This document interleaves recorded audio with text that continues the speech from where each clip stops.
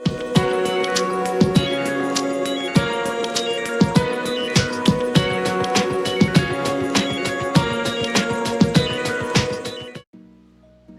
Assalamualaikum para pembelajar. Senang sekali bertemu dengan saya, Asli Belajar, dalam rangka membahas tentang the concepts of adjectives. Baik, sebelum belajar, mari bersama-sama membaca doa agar pembelajaran kita hari ini berjalan lancar dan mendapatkan berkah dari Allah SWT. Dan pastikan selalu Anda tetap semangat untuk terus belajar bersama Asli Belajar. Pada hari ini, bahan kajian yang akan kita diskusikan ada 4. Yang pertama, comparative and superlative adjectives. Yang kedua, adjective position. Yang ketiga, noun positioning as adjectives. And yang terakhir, nomor 4, participial adjective. Semua bahan kajian ini kita coba ulas secara ringkas dengan membahas satu persatu bagian-bagian pokok pembelajaran, yang mana bagian-bagian ini menjadi penting untuk diperhatikan karena ini adalah dasar kita bagaimana kita mengetahui sebuah kata yang ada di dalam kalimat itu merupakan kata sifat atau bukan. Baik, coba kita perhatikan gambar yang ada di dalam slide ini. Smart, beautiful, kind. Kalau kita perhatikan dengan seksama, 3 kata ini sangat familiar atau sangat sering kita dengar, sangat sering kita baca dalam teks maupun dalam percakapan bahasa Inggris. Bahwa 3 kata ini menunjukkan sifat atau karakter dari seseorang atau benda. Lebih tepatnya adalah orang, person. Orang yang dimaksud memiliki sifat smart, pintar, beautiful, cantik, kind, baik. Nah, sifat-sifat tersebut menunjukkan nilai dari sebuah benda atau orang atau makhluk hidup, yang mana sifat merupakan wujud dari adjektif atau di dalam bahasa Indonesianya kata sifat. Baik, pertama-tama kita harus mengetahui dulu apa itu adjektif. Adjektif jika dilihat dalam kamus Oxford Learner's Pocket Dictionary, it refers to a word that describes a noun. Maksudnya adalah kata sifat adalah sebuah kata yang dapat mendeskripsikan sebuah benda. Benda memiliki nilai dari deskripsi itu. Jadi dia tidak berdiri sebagai benda tunggal, tetapi walaupun dia tunggal, dia memiliki nilai dari sifat yang menempel atau sifat yang menopang pada benda tersebut. For example, a great experience. Pengalaman yang bagus. A great experience. Sebuah pengalaman yang bagus. Jadi pengalaman itu tidak hanya sekedar kata benda pengalaman, tetapi dia memiliki nilai dari pengalaman itu. Pengalamannya bagaimana? Pengalamannya bagus atau baik. Selanjutnya, adjective, it represents a characteristic or a feature of the noun, of a noun.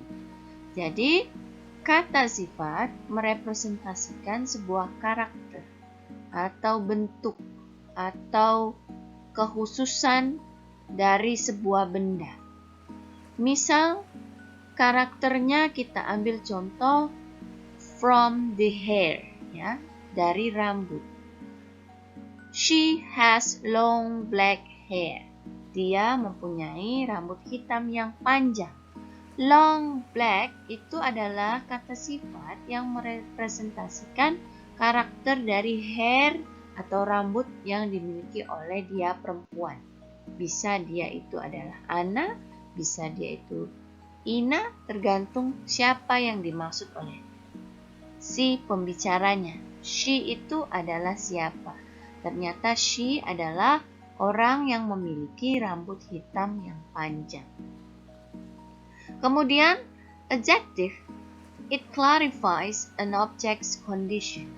Tidak hanya dia merepresentasikan karakter, dia juga bisa mengklarifikasi sebuah kondisi dari objek yang kita sebutkan.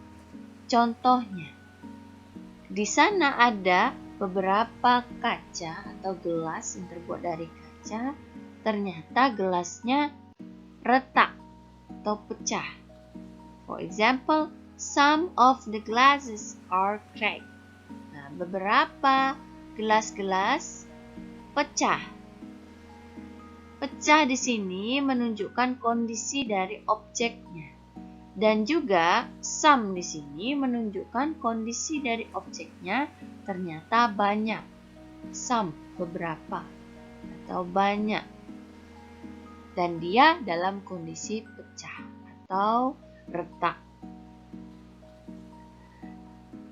Maka dari itu bisa kita simpulkan kata sifat bisa menunjukkan bahwa benda itu memiliki deskripsi tertentu, karakteristik, dan kondisi yang menunjukkan nilai dari benda.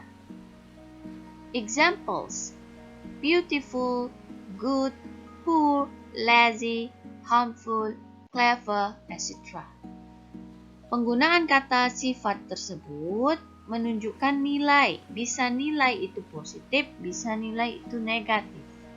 Ketika kita gabung, kita modifikasi sebuah benda memiliki sifat. Sebagai contoh, the adjective in nouns, a beautiful house, a good idea, poor conditions, some harmful materials, two clever students, and etc.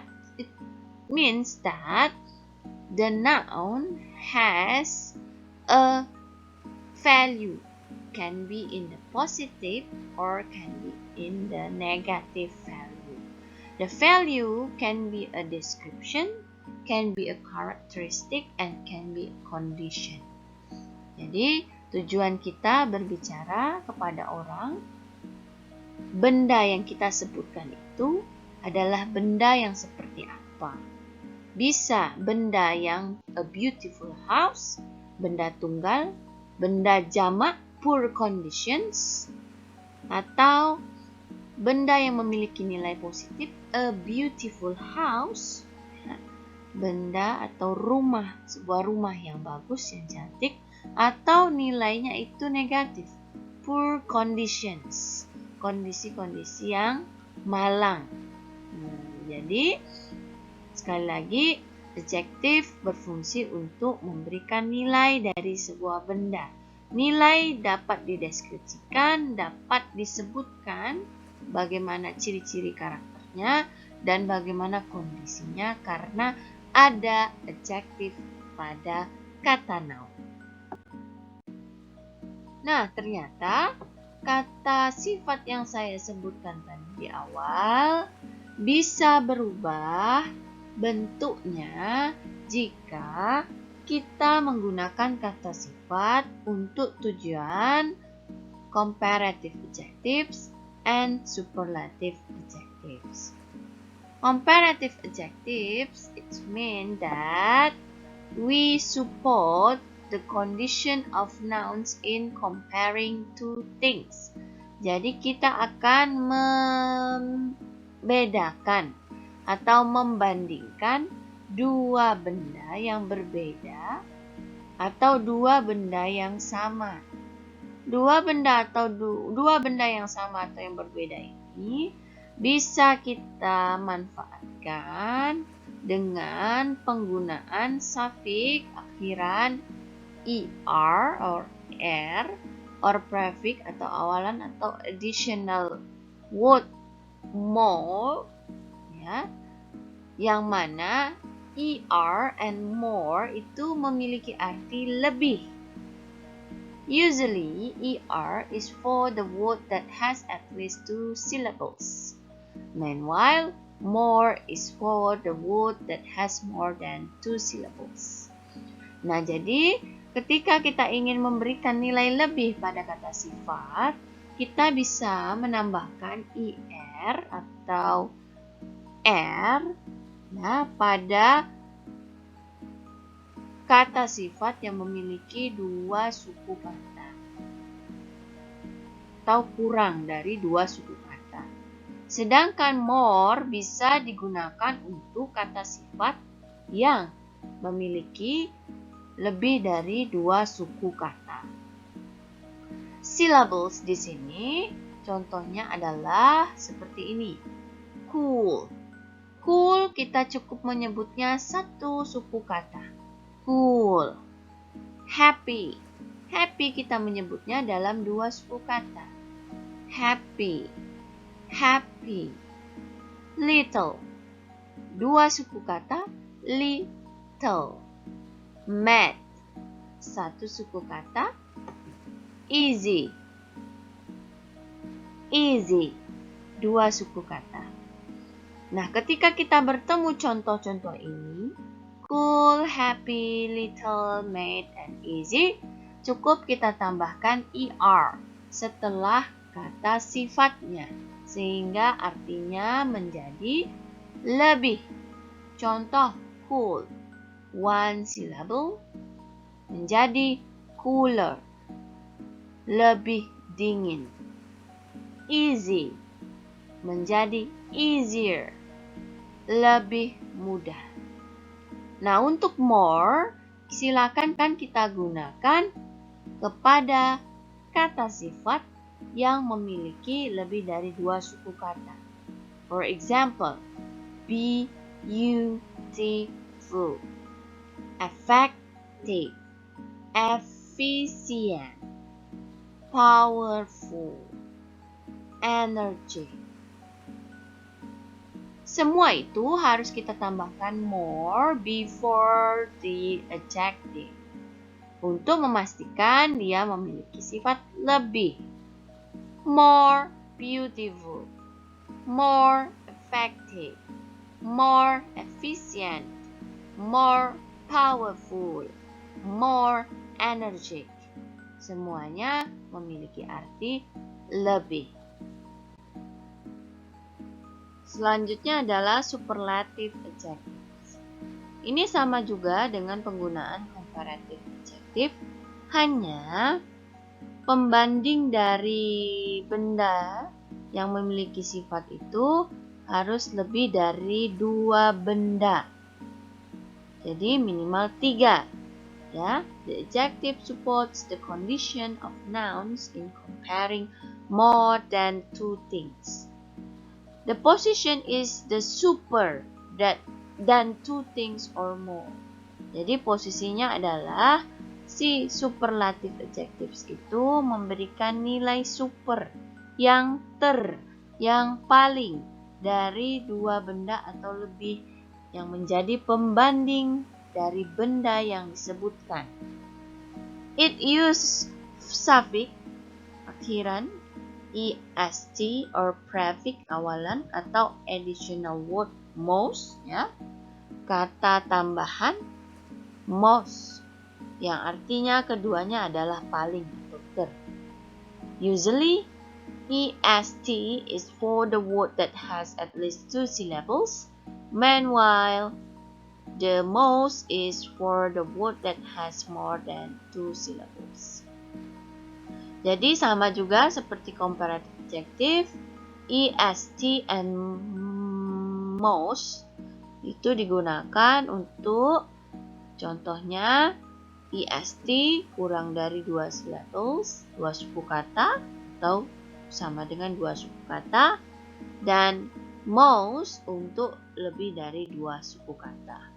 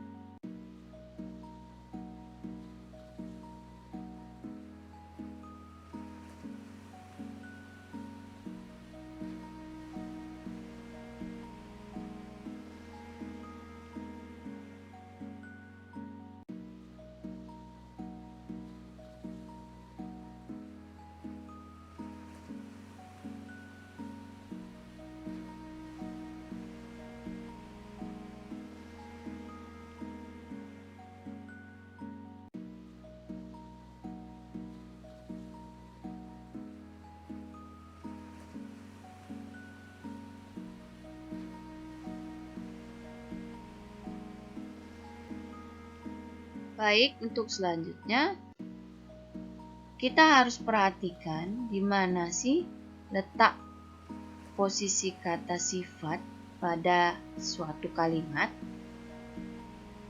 Pada umumnya, kata sifat itu selalu berdampingan dengan kata benda. Tapi hari ini kita harus mencoba bahwa posisi kata sifat itu ternyata bisa ditemukan pada 3 tempat. Adjective can occur in 3 positions. First, before a noun. This is the most common place, yes. And then the second, after certain verb. And then the third, after certain noun. Nah, untuk posisi pertama, before a noun, as a most common place. Jadi, kata sifat bisa ditemukan pada umumnya sebelum sebuah kata benda. Contohnya, examples, a long story, the tallest man, a good idea, a lot of foods. Story, man, idea, and foods are kinds of nouns. Nouns di sini, kata-kata benda di sini, dia memiliki value, nilai. Nilainya bagaimana? Nilainya bisa dalam bentuk kondisi, bisa bentuk karakter, bisa dalam bentuk deskripsi. A long story, cerita yang panjang. The tallest man, pria yang paling tinggi. A good idea, ide yang bagus, ide yang cemerlang. A lot of foods, makanan yang banyak. Semuanya di posisi before noun. Nah, posisi yang kedua adalah after certain verbs. Ternyata kata sifat itu bisa berada setelah kata-kata kerja tertentu. Contohnya adalah please remember using to be and verbs in common. To be di sini is MR or was and were. Kita bisa menggunakannya pada rumus tenses, present tense, past tense, yang mana to be di sini kita fungsikan untuk memberi bantuan. Subjek adalah sesuatu yang memiliki nilai karakter ataupun memiliki kondisi ataupun deskripsi. Contohnya, the discussion is interesting. Diskusi yang dilakukan is interesting, menarik, adalah menarik. I knew you were tired. Saya tahu kamu capek. Nah, pertanyaannya adalah is and where. Kapan kita gunakan is? Kapan kita gunakan where? Ketika yang kita gunakan merupakan kunci dari rumus past dan present tense. Present tense berarti to be-nya is, past tense berarti to be-nya were. Is and are bisa digunakan untuk simple present tense. Was and were bisa kita gunakan untuk simple past tense. Jadi kembali lagi, nilai dari to be-nya itu apakah terjadi saat sekarang atau telah lampau. Silakan gunakan, sesuaikan dengan tensesnya. Selanjutnya, after verbs in common. After verbs in common di sini, maksudnya verbs pada umumnya adalah kata kerja yang bisa dibedakan menjadi regular dan irregular. Kata kerja beraturan dan kata kerja yang tidak beraturan. Ketika beraturan, maka dia harus diposisikan sebagai infinitive jika dia adalah rumus simple present. Infinitive berarti posisinya kata kerja pertama, tidak ada perubahan. Hanya jika kita menggunakan kata ganti orang ketiga, yaitu she, he, it, kita harus menambahkan s or es after the verbs. Contohnya, Meg looks asleep. Meg terlihat mengantuk. Then, the room feels small. Room, ruangan, terasa kecil.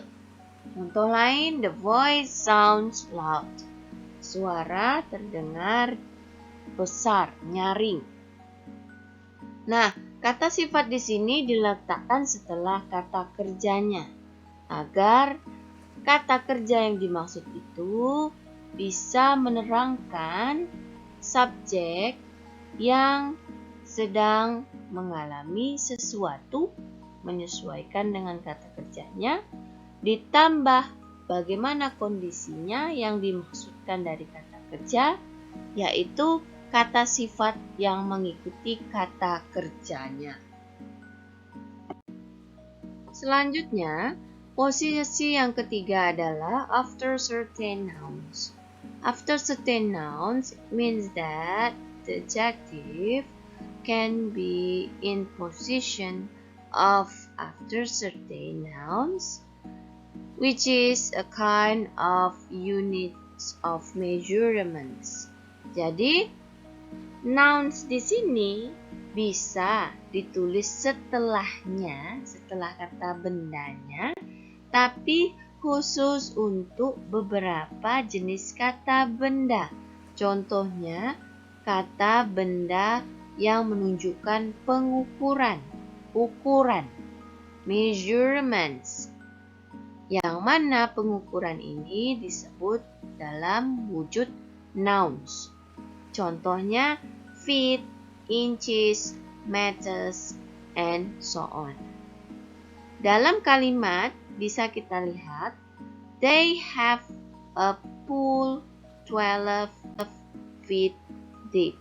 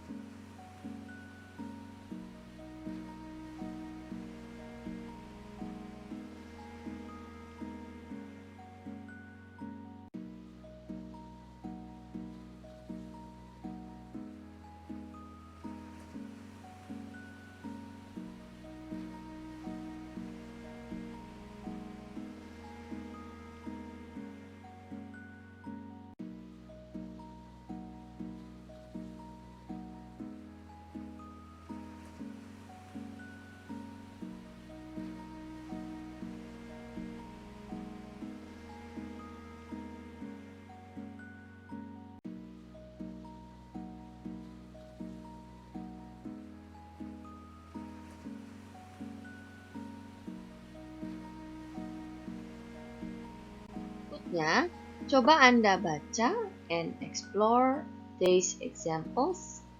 Apakah Anda bisa menemukan mana kata sifat pada 3 kalimat berikut ini? Find the adjective in these sentences. The first sentence, a writer needs a verb to make a complete sentence. Seorang penulis membutuhkan sebuah kata kerja untuk membuat sebuah kalimat yang lengkap.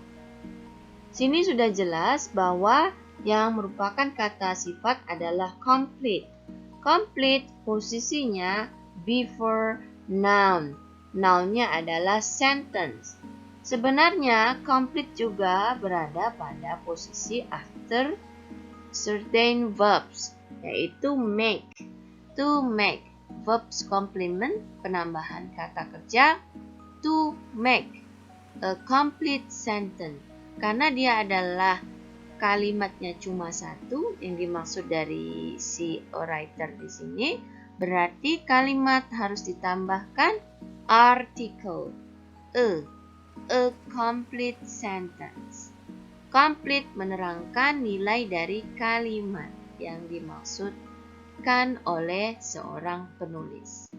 Kalimat yang seperti apa? Kalimat yang lengkap. Selanjutnya, a good student finished the take home from his lecture on time.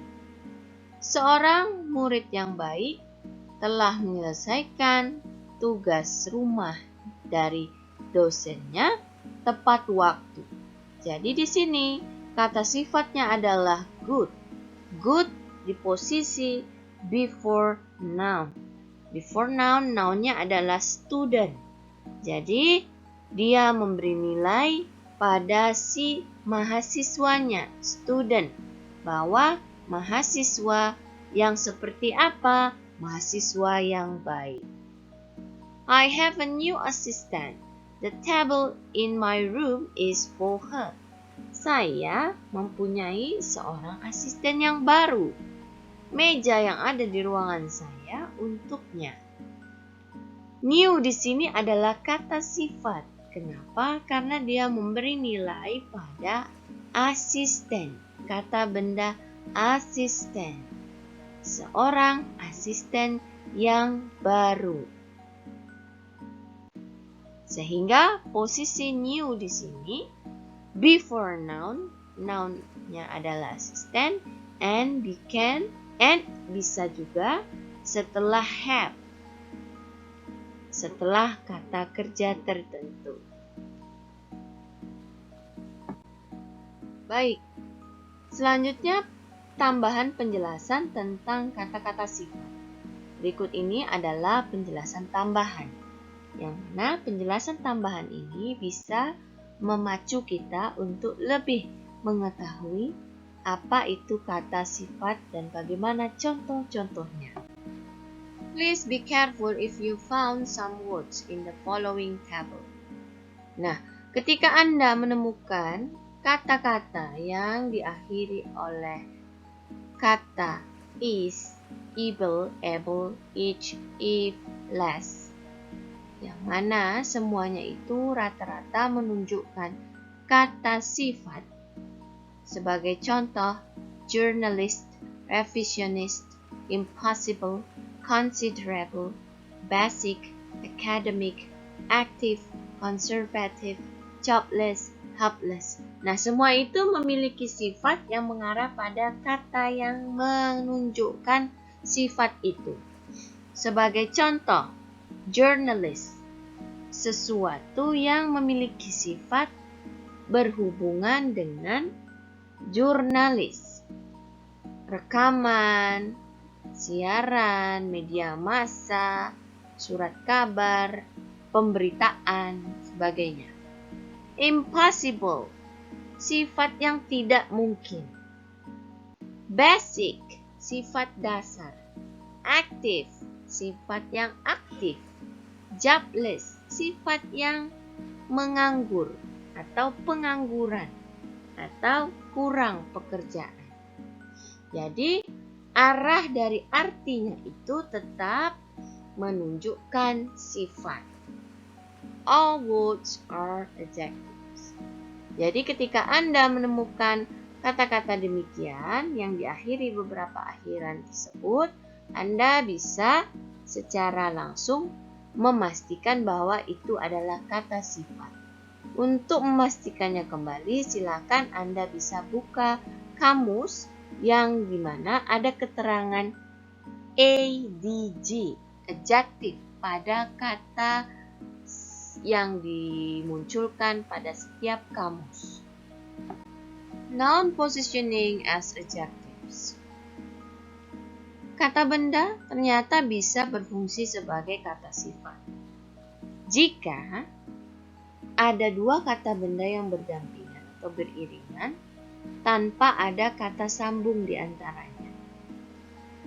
dua kata benda tersebut bisa difungsikan salah satunya sebagai kata sifat yang mana dia menerangkan kata benda selanjutnya.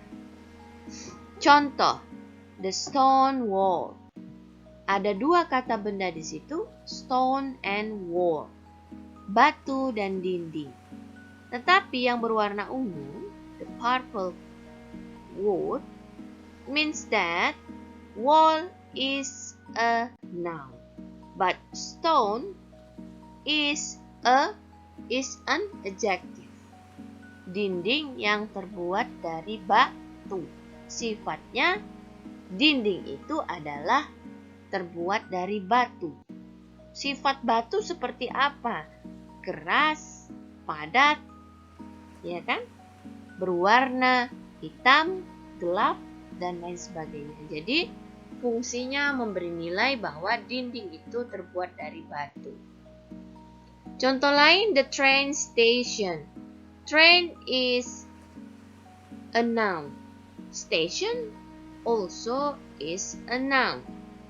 But because they are noun phrase, so the first noun is train. This is an adjective. And station, this is a noun. Kata benda yang dimaksud di sini berwarna ungu, station, stasiun yang difungsikan untuk kereta. Jadi fungsinya memberi nilai bahwa stasiun itu berfungsi sebagai fungsi untuk kereta. Stasiun kereta.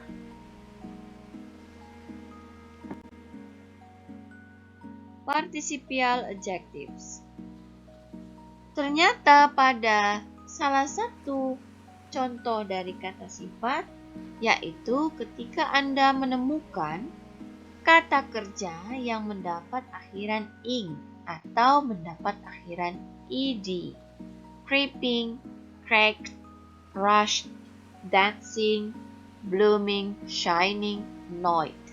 Nah, mereka bisa dikatakan kata sifat atau lebih tepatnya participial adjectives jika mereka dipakai dari asalnya kata kerja ditambah akhiran ing or ed dan diikuti dengan kata benda yang menjadi benda yang mendapatkan penjabaran sifat pada kata kerja yang mendapatkan akhiran.